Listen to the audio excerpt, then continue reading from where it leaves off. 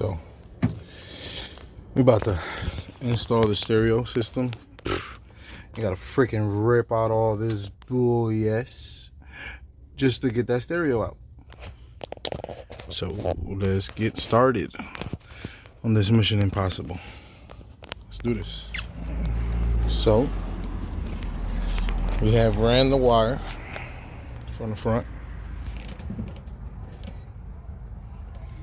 I'm running a ground also because it actually gives it better. I find it gives it better. Like, it won't really dim or trying to find your own ground wire or making a discombobulated one.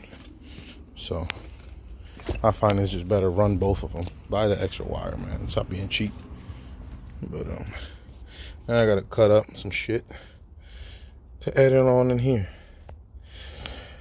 I got a little project, but it's gonna be nice.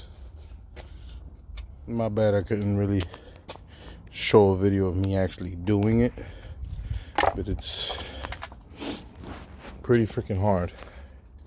There we go.